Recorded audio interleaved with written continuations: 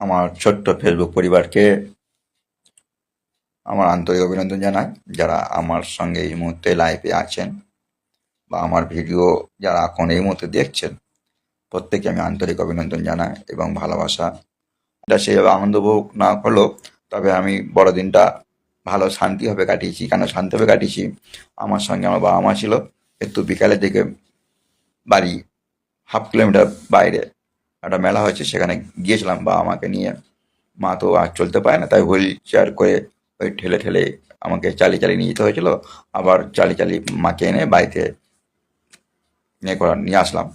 বিকালের দিকে বাবা আমার সাথে একটু সময় দিলাম, আমার ভালো লাগলো। আমি আমার দিক দিয়ে শান্তি পেয়েছি আর বেশ আনন্দ হয়েছে বড়দিনটা। আনন্দ বলতে বাবা মা আমার পাশে ছিল, তো বাবা মাকে নিয়ে ঘুরতে পেরেছি, ওদের মনে যে আনন্দ দিতে পেরেছি, এটাই আমার সবথেকে বড় কথা। ওদের মুখে হাসি ফুটেছে, বাবা মা এতে শান্তি পেয়েছে, না খুব ভালো লেগেছে, ভালো জায়গায় আছি, এটাই সবথেকে বড় কথা। বড় আমার কাছে ভালো লাগে বা আমার মুখে ছোটো ছোটো আবদারগুলো মেটাতে পারি, ছোটো ছোটো আশাগুলো যদি পূরণ করতে পারি, আমাদের ভালো লাগে। কেন, আমরা যখন ছোটো ছিলাম, যখন কান্নাকাটি করতাম, ওই বাবা মাই আমাদের ছোটো ছোটো আবদারগুলো মিটিয়েছে, আমাকে খাইয়েছে দাইয়েছে, আমার অজান্তে পেচ্ছাপ পায়খানা পরিষ্কার করেছে।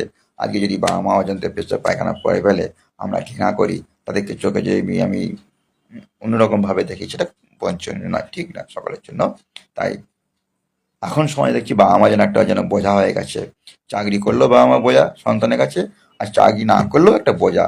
তাই এই বোঝা থেকে মুক্তি কিন্তু সমাজকে দিতেই হবে।